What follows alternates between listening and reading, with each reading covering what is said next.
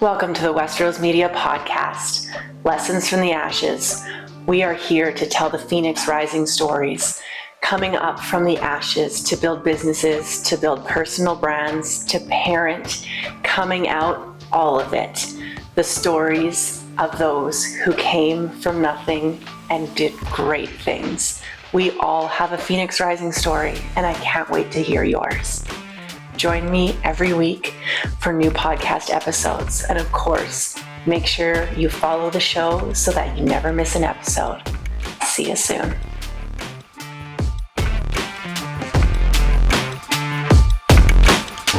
Welcome to the very first episode. I am so excited. And I figured the best way to start is with my story. And many of you have heard this story.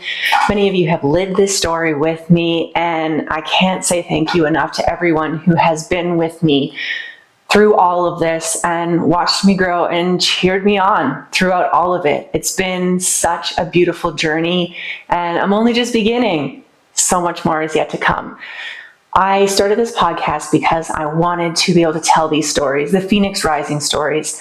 When I started my own first of many Phoenix Risings, the thing that helped me absolutely get through and carry on and not lose my damn mind was listening and reading stories of other people who had been through it before. There was something so raw and beautiful about hearing other people's stories, hearing how they got through the hardest things, hearing how they got through things that I was going through, and that there was hope on the other end. That was my lifeline when I was going through the hardest moments. And I want to be here. I'm throwing you the lifeline. You got this. So let's jump into my story.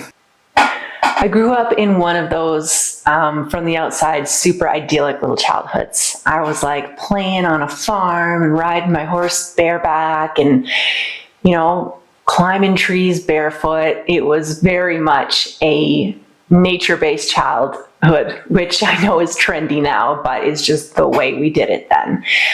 My parents are amazing people who were such great parents, but we had some stuff that was really, really hard. We had some big moves away from family, and there was some other stuff too. We were deeply, deeply into religion. My parents came both from very strict religious upbringings, and for them, this was the absolute best thing they knew how to do, was take us to church, put us in Christian school, all of these things. I don't blame them in the slightest for this. They were doing their absolute best.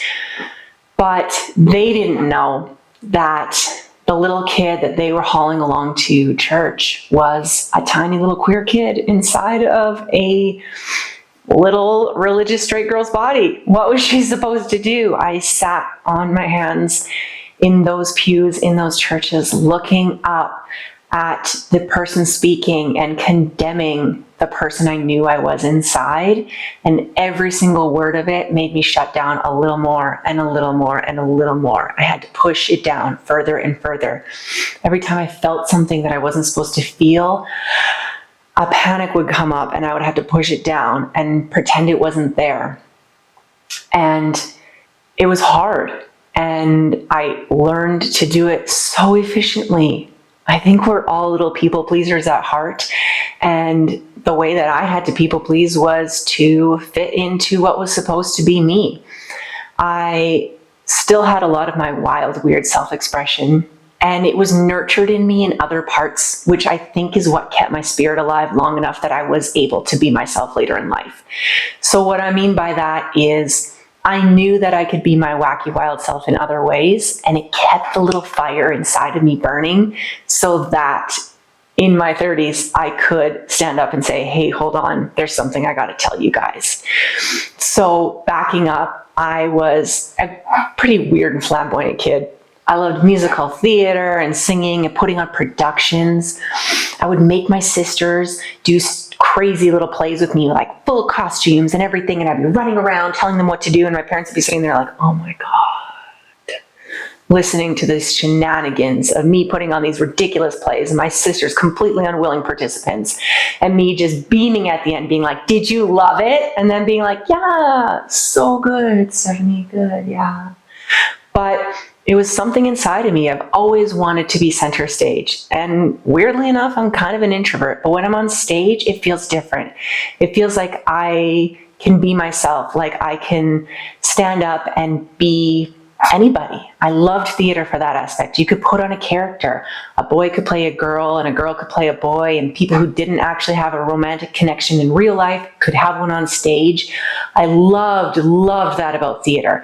I loved being able to get into someone else's skin, really become a character. I did musical theater through high school and absolutely fell in love with it. I had big dreams of being a Broadway star. The only problem is that I absolutely cannot fucking dance. I did try very hard, but I am just not good at it. I used to have a beautiful singing voice, but it's gone a little sideways lately. Maybe someday I'll do a singing podcast for you, a musical theater style singing podcast.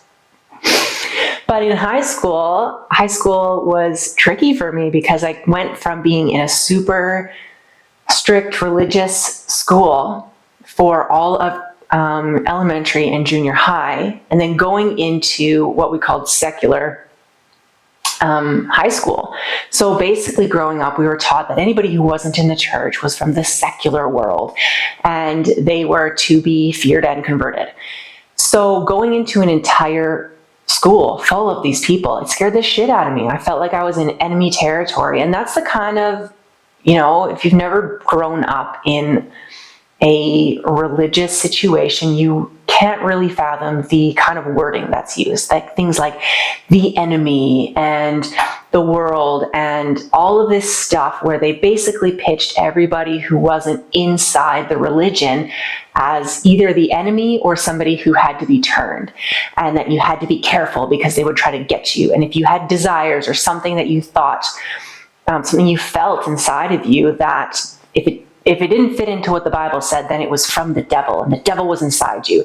And all of this stuff that is just from the outside seems so bonkers. It's how I grew up, and it's how I was raised, and it felt like the truth because it was pitched as the truth.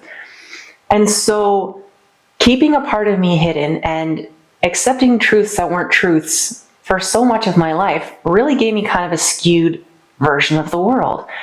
And I know we all have this. Every single kid is raised with whatever their parents feel like is the truth, my kids included. I'm teaching them that love is love and everyone is accepted. And that's the truth that I'm feeding them. And there are people who are teaching their children the opposite, that who I am at the core is a sin and that I'll burn in hell. There are children who know 100% that is the truth because they've been taught it. And this is a really hard concept and very hard to unravel, especially when you're trying to talk to people who've been raised with such hard and fast things that they've been told are truth. To take apart what you've been told is truth and start to look at it and start to think, oh my God, like, is this real? Is this not? What is real? Can I trust myself? Unwrapping all of that, it's going to take me decades. It might take me my whole life. But in high school, I got my first real taste of the secular world. And at first it scared the shit out of me. My very first day at the school, I was wearing this adorable little black skirt. I thought it was so cool. I met my very first friend. His name was Cody. At the orientation, my dad, I was so nervous. My dad saw him and he sat down. He said, "Will you be my daughter's friend?" I was mortified. And he was like, "Okay." And we were literally best friends for the entire first year of high school. People thought we were twins because we only hung out. But there was one moment when I wasn't with him and I was in a stairwell and I literally got pushed up against a wall and a guy shoved his hand up my skirt and I lost my fucking mind. I was like, how did this happen? My first instinct was, I'm bad. I had this short skirt on. What was I thinking?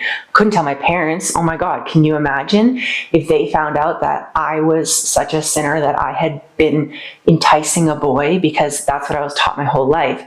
If you were wearing something that caused a boy to sin, then you were the problem. So you better fucking change your ways so that that poor boy doesn't have to sin.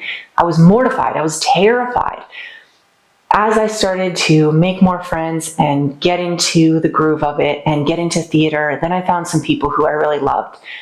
I met my absolute best friend through all of high school, Whitney, and she also grew up religious. She was Mormon, so we bonded pretty quickly over that. And we were like, okay, so we're both like this, but we also want to try these things that don't fit into how we've been raised. Shall we do it together? And oh, we did. We caused so many shenanigans. One time my mom had to pick us up from the cop station for stealing, get this, lawn gnomes. I know, I'll have to do the entire story in another podcast. But we got into our fair share of shenanigans. And it was in high school that I had my very first girl crush. So I'm not going to say her name, but she was radiant and lovely. And I thought I just wanted to be her friend. I could not explain the things I was feeling. I was terrified. I was like, this can't be real.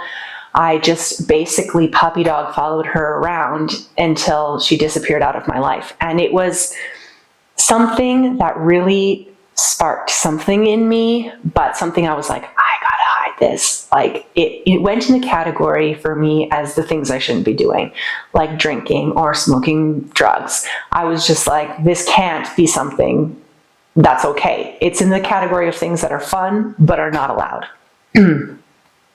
After high school, I decided to go backpacking through Europe. It was an amazing, wonderful experience. So much opened up for me.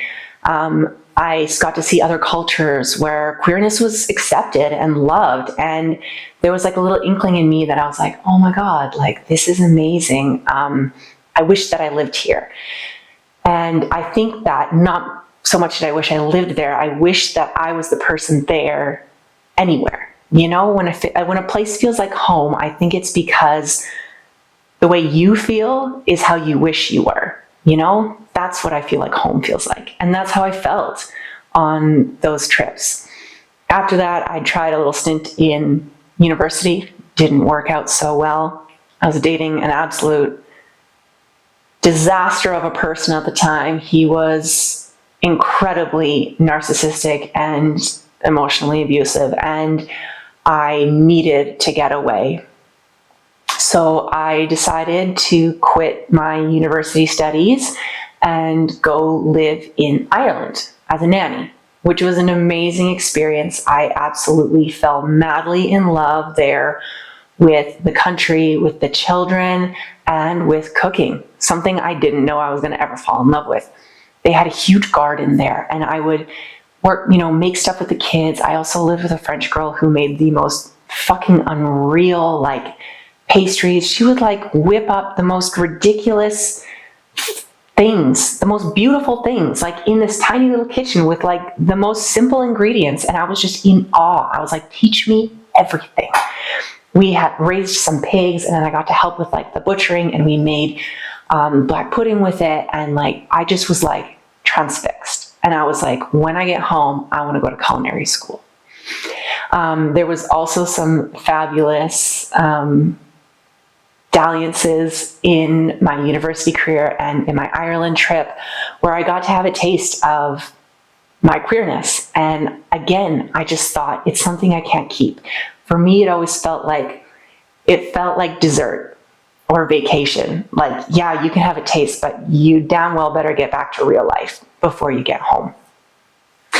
So when I say that I didn't know I was queer, I think I always knew, but I wasn't able to say it. I didn't feel safe saying it. I didn't feel safe claiming it. And maybe that's the biggest thing. Not so much that I was afraid of saying it, but I couldn't claim it for myself yet. So I came home and I went to culinary school. And when I tell you that culinary school was transformational, obviously, yes, 2 years of learning all of the things, all of the beautiful things about cooking, about restaurants. I loved it. The adrenaline of being on a super hot line everything's a bajillion degrees. You're burning, you hurt yourself, you're running on pure adrenaline, you're sweating buckets, and the camaraderie, it was intoxicating. It really is. If you ever wonder why people are line cooks and they work for minimum wage, guaranteed they have a fucking adrenaline addiction. Guaranteed. It's absolutely part of it, and it's so much fucking fun. And I got like so wrapped up in it. I just loved it. And I met somebody when I was there, a guy who was just like my best friend. He was so much fun. He always was really kind. We would party together, and I was still on and off dating the ding dong from my past. Yes, I went back and dated him again after my time in Ireland. Hindsight 2020. Anyways, I finally got the guts to say, I'm out. I'm done with this shit. And that was really, really hard for anybody who has left someone who is incredibly damaging to them. You know that it's not as simple as just being like, this is wrong for me. I need to leave. There is a grip that people have on you when they're narcissistic and abusive that is just so incredibly, it's so strong, and it's hard to even fathom, even looking back. Now I'm like, how did I not just leave? How did I get to the point where we had, all of these horrible things happen? Like, how did I get to the point where I would let him treat me that way day after day? How did this happen? I remember coming in from a run and him looking over at me and being like, oh, I guess those runs aren't really helping. Hey, you still look chubby. Shit like that over and over again. So many terrible things being told over and over again by someone who is supposed to love you. You're not worth marrying. All of that shit. It eats away at you and it damages part of your soul. And it's not as simple as just walking away. So know that if you are in a situation like that, or you're watching someone, it's not as simple as just walking away. You can and you will, but it's not simple. So I finally got the guts to leave that. And the person that stood beside me the whole time was this guy named Jamie. He just was there, steady, steady, steady the whole time, right beside me. And we were best friends. We did everything together. If you've ever watched the movie Seabiscuit, my family said that in the movie Seabiscuit, there's this crazy wild racehorse. And he's like got super amounts of energy, and he's like really flighty and really anxious, as racehorses are. They're powerful machines, but they're a bit crazy in the head. And Seabiscuit was so wild and unruly. Seabiscuit had a companion horse, a draft horse who could not race, was just steady and kept him sane, kept him even keeled, and its name was Pumpkin. So my parents used to tease me that Jamie was Pumpkin and I was Seabiscuit. And we were best friends. Everyone was like, you guys should be together. My family was like, he's in love with you. And one day he kissed me and the rest was history. We got married, and about 5 seconds later I was pregnant. And then we started on this wild journey of building a family. I left the cooking industry because, working till 2 a.m. and living off coffee and cigarettes is not the way that I wanted to parent. So I left that and I started all in on motherhood. Through this time, I started taking photos. We got a beautiful camera for a wedding present, and I started taking photos just for fun. And we had this season of our lives, which was the most beautiful and one of the hardest seasons of my life, because I feel like I completely lost myself in that season. For 7 solid years, I was either pregnant or breastfeeding. As soon as I weaned one, I was pregnant again. We had 3 babies and 4 pregnancies, and it was a time when I completely lost myself. I felt like a milk cow. I felt just lost. I felt like I had no identity. I didn't sleep. And for me, sleep is so incredibly important. I didn't sleep for years, for literal years. And we still had fun. Like, don't get me wrong. There was not just darkness. It was beautiful, beautiful raising our babies together. So many hard things to trying to navigate job losses and new careers and finances. Neither of us were adults when we got married. We were 24 and had no fucking clue how to run a family or do any of this. And we were just learning. It was very, very hard and very amazing. And I wouldn't have done it with anyone else. And when we lost the baby, that was after we had John, and then we had Natalie, and then we lost a baby. And something broke inside me when that happened, in a way that I can't really fully describe unless you've been through it. I felt like it was my fault. It kind of brought me right back to the moment where I felt like it was my fault that a man had lost control and hurt me. It felt like that. It felt like my body had betrayed us and my body had done this, and that I had lost this baby, and I crumbled. It was terrifying and it was horrible, and I couldn't cope with the feelings of it. And people grieve differently, and it's very hard when you're in a partnership and you're trying to both grieve something that happened very differently to both of you. And also raising other kids. Like, I couldn't just hide out and not talk about it, because I had to keep raising my other kids. So we thought, okay, we'll just try again. Now I'll make the hurt go away, but it didn't. I got pregnant very quickly right after, and every single day of that pregnancy was riddled with anxiety and terror and fear. And I was so wrapped up in the fear that I was gonna lose this baby too, that I just was like, I can't wait until this baby's born. I can't wait until this baby is born. All I could think about is, as soon as this baby is out and in my arms, then I'll know it's okay. And her birth was amazing and terrifying. It was a huge snowstorm in September. We had called the midwives because I was like, I think it's happening. You would think by the third one I would know when I was in labor, and I was. But the first two progressed very normally. They just were, labor started, it progressed, it ended in a baby. And with her, I had so much false labor. It would like fully progress. Well, it felt like it was progressing. It would like amp up, and then stop. And this happened for like a week before she was born. And I was so frustrated. I was so at my wit's end. If you've ever been at the end of a pregnancy, the feelings of just get this baby the fuck out are so strong.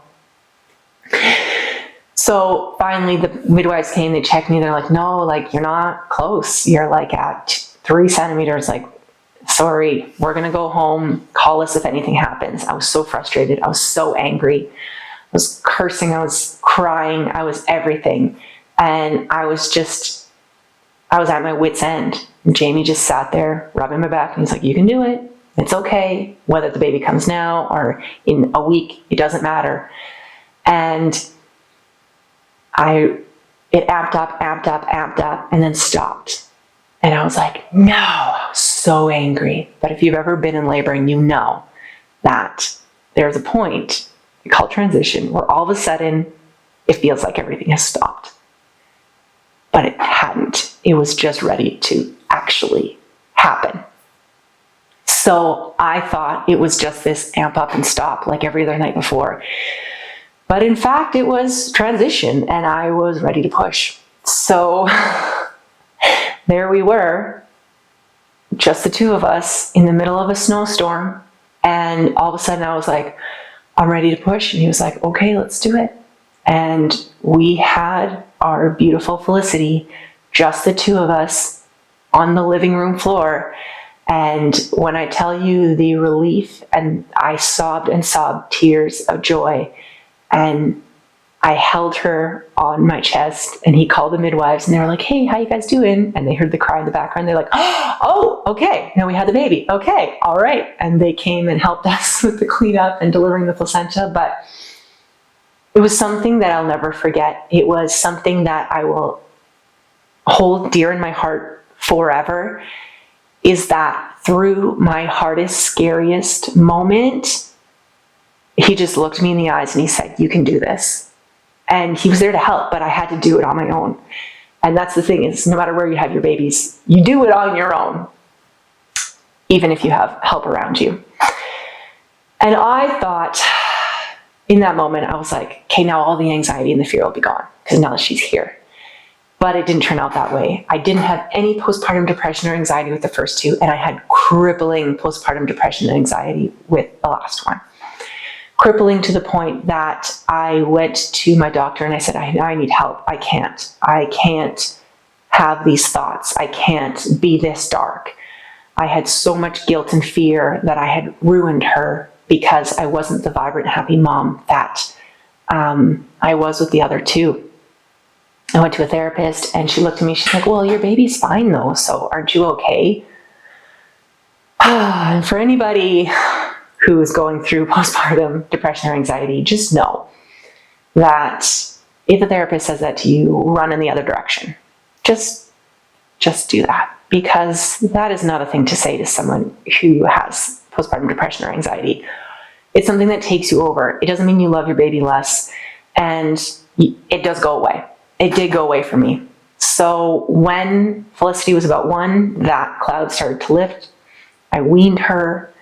We went through a very stressful move and had a house fall through and ended up living with family instead of in our own home, which for me was devastating. I felt like a failure. We finally got our new home. I had weaned her. I finally felt like myself again. We moved into the new home, and the week we moved into our new home, the lockdowns began.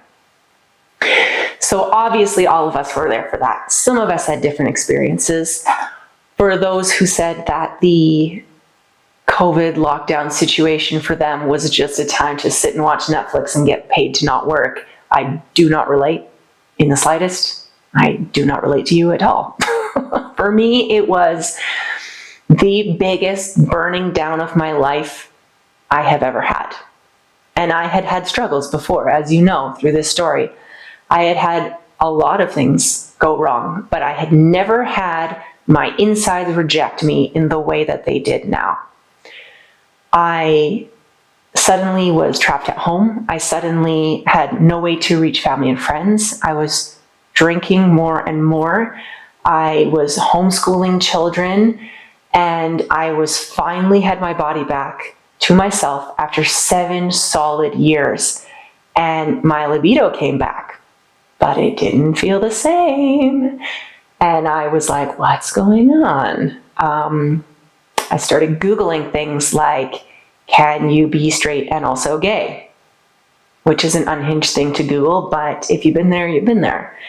And I started following queer creators, and I started looking up lesbians on TikTok, and I started looking around my life and going, what the fuck? I didn't sign up for this, even though I absolutely signed up for this.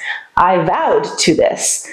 Yet somehow my insides were saying, nope, nope, nope, nope, nope, this is not it. We cannot do this.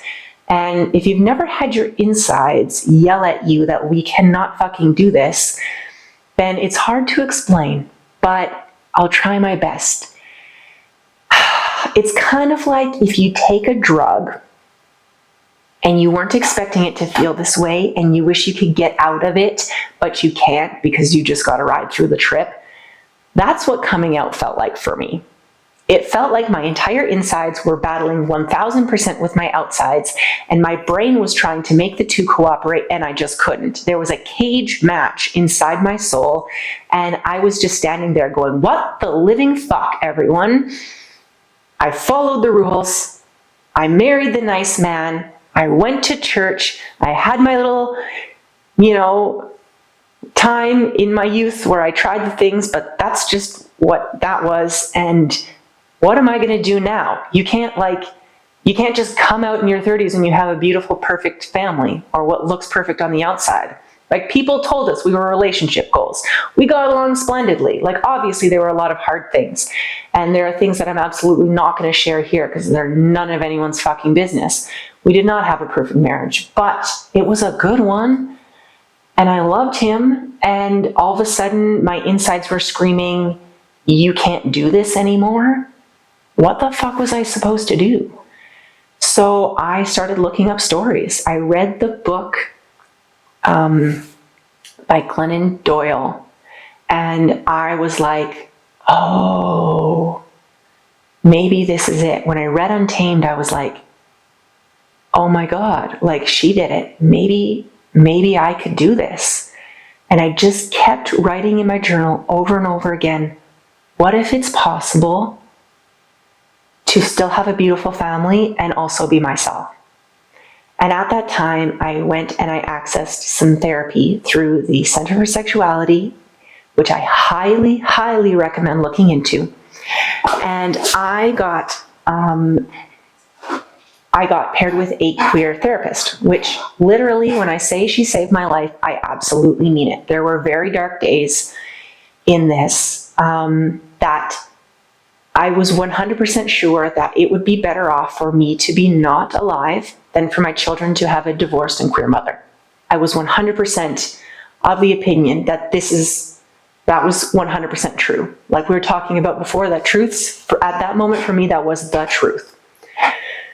So this therapist helped me go from that feeling of I should just not be on this earth to being able to come out to not only my husband, to not only them, but to my religious family.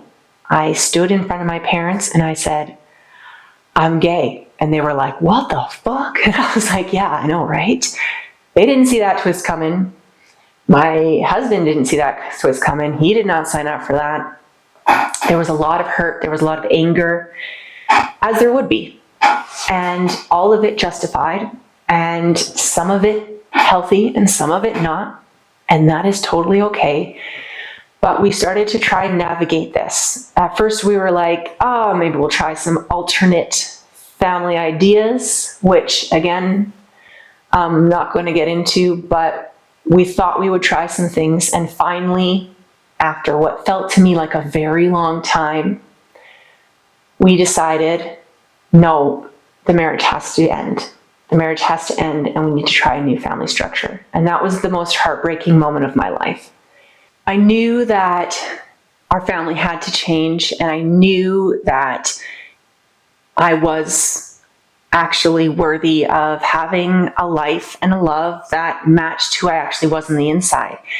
And when I say this and when I share my story, I don't mean to say that I was trapped by my marriage or that I was forced into it or that anyone made me do that.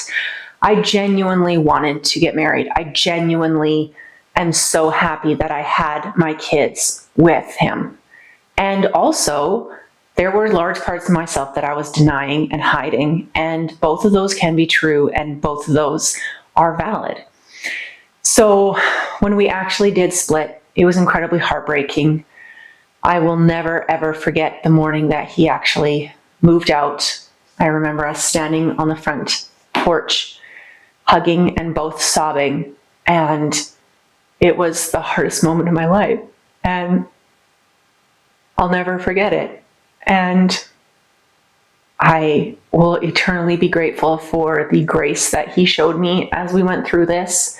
Of course, we had hard times. Of course, there were fights and there was drama, but the fact that he continues to be there for me and that we can now be this incredibly strong partnership for our kids, despite what has all gone down, I can never, I think, put into words how much that means to me. So our first year divorce was incredibly difficult. And if anybody who's been divorced knows that the first year is the hardest. And I had heard people say that and I didn't fully know it. But when you hear people say that the first year is the hardest, believe them, it is. It was incredibly heartbreaking. And all through this time, I was running and growing a business. Yes, I know, right?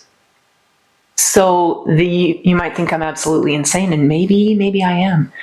But with this new chance I had at life, I realized I have a fresh start. I have something that most people don't get, or they are not brave enough to do, is I have this fresh start.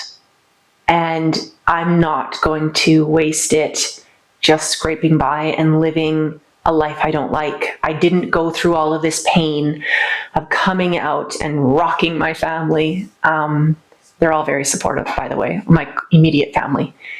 I didn't go through all of this just to live a mediocre life.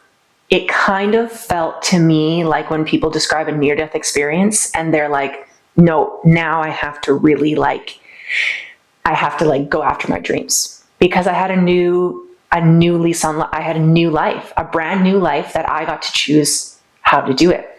And it's really strange when you grow up one way, when you have a whole marriage one way, when you have a whole household and life one way, and then all of a sudden you get to rewrite the rules. You end up sticking with old things you didn't even know are patterns, because it's just so natural to you. But then all of a sudden, if you're on your own and you start looking at all the areas of your life, you're like, well, do I even like this? Do I enjoy this thing that I've been doing? And one of those things for me was alcohol. And this was not something I was expecting. I always thought, I just like to have a good time. I'm fucking hilarious when I drink. I'm adorable. I'm flirty and I'm funny. And I just look really cute in my pants when I'm drinking. But it turns out that what started off giving me courage ended up being the thing that was controlling me. I couldn't get through social things without it. I couldn't get through days without it. So through this same time, when I say my phoenix rose completely different, I mean it, because I got sober and divorced and grew and relaunched my business all in the same year. Looking back now, I'm like, holy fuck, how did we survive that? But it needed to be a full rebirth for me. Something about my soul contract said it needed to be a full rebirth, a 100% rebirth. Everything had to change all at once. And I mean, I'll give it to myself, it was fucking efficient. We got through a lot of rock bottoms all in one shot so we could come up the other side. But sobriety for me has been a huge thing. And I didn't expect it to be. At first, I just said, oh, I'm going to quit drinking for health and fitness. And then I was like, oh, maybe I need to do this for my mental health. And then I had somebody say, hey, have you ever thought about going to an AA meeting? And I was like, what? No, I'm not an alcoholic. Until I went to an AA meeting and I realized, oh, fuck, I definitely am. I'm the kind of person who can't have just one. And that was hard for me because I thought, it's not me, I'm not the problem. Everybody drinks this much. And then when I actually took charge of my life and started really, truly looking at the ways that I had taken away my personal power and given it to alcohol, and how I had used it as an excuse or as a crutch in so many areas of my life. And it all kind of came together for me there, because it was something that really helped me push down the feelings that I knew were down there. I do wonder, if I had been sober, had I been able to, do the things I did and make the choices I made? And I don't know. I can't go back. All I know is that now I am, and I had this full transformation. Now I'm sober. Now I have so much clarity and so much hope. I even have reconciled so much of the stuff that happened with my religion, and I have access to my own higher power, which I thought, oh, hell no. Hell will freeze over before I ever talk to God again. But then I realized that God wasn't in that church. God's everywhere. God is me. God is you. God is certainly not a man in the sky. And the amount of growth that I've been through all of these huge changes has been phenomenal. I don't even recognize my past self. I sometimes wish that 3 years ago, Stephanie could meet me now. What the fuck would she say? She would be shocked and horrified and amazed. So when I talk about the Phoenix Rising, I don't claim to say that my Phoenix is full-fledged and soaring. I am continually rebirthing myself. I went through some very hard stuff this winter through that first year. Seasonal depression kicked my ass. Business stuff went sideways. Some really hard things with people I worked with. Some things that really broke my heart. And it's all been such a learning experience. But also, I made it through more than a year of, supporting my kids by myself, running an entire household on my own from just the income of my business, which, I think in the online space, people post these huge numbers that they make, like, oh, I'm making $70,000 a month. Like, cool, that's amazing for them, and I'm super proud of them. That's not my reality. But the fact that I went from not even having a full-time job and raising babies for 7 full years to completely supporting me and the kids by myself, being the primary parent. They're with me 5 days a week and with him too. And doing all of that completely on my own from the income of my business, doing shit that I absolutely love. For me, that's unreal growth. That is unfucking real growth. Like, from nothing to that in the circumstances I am in the first year of divorce, to me, I am so fucking proud of myself. I can't believe that I've made these strides and that I've done what I've done, and that it's not just been scraping by and surviving. Like, we've done amazing things. Our family's insanely beautifully close. We had family supper last night. We have family supper twice a week. We go on vacations together. We spend insane amounts of time together. We're all meeting up in about 3 hours. And the fact that I can look back now and say, we did that. There are so many examples of divorces that end in everyone hating each other and bitter fighting and bitterness and hate. And we chose to not do that. We chose to still treat each other with love, even through the hardest parts, even through the points where I was like, fuck, I just want to, so much anger. But we stayed true to our commitment to being there for the kids and not destroying our family just because the marriage had to end. And I stayed true to my commitment to not just surviving, but to living a life I absolutely fucking love and I'm obsessed with, even when it's fucking hard. Even when things end with clients and mentors and things that break my fucking heart. Even when friends leave or family rejects me, staying true to it. I had a conversation with a relative the other day where we were talking about an event that I am choosing I can't go to because of the way that some of the relatives in that group are, and I can't submit my kids to that. And they were saying, oh, I'm so sorry that you had to miss this. And I said, it's the price I pay. It's like the cost of admission for a life that I fucking love. And I mean it. Like, I absolutely mean it, that all of the things I've gone through, all of the ashes I've risen up out of, all the shit I had to burn down, it is so fucking worth the cost of admission. I mean that with all my heart. So I'm going to wrap up my story for now. I'm going to come back and tell you more stories, and I'm going to interview other people and have them tell you their Phoenix Rising story. But I want to leave you with this. If you feel like you are in the ashes right now, if you feel like you are standing there with the match, ready to burn your fucking life down, I feel you. I'm there too. I've been there, and I will do it again and again and again. And I can tell you that living a life that actually feels true and beautiful to you, it is so fucking worth the price. The price is worth it. So I love you all deeply. I can't wait to tell you more stories and hear other stories. Please follow. Please rate the podcast. Leave some reviews. I can't wait to hear from you. And of course, share this shit on social media, man.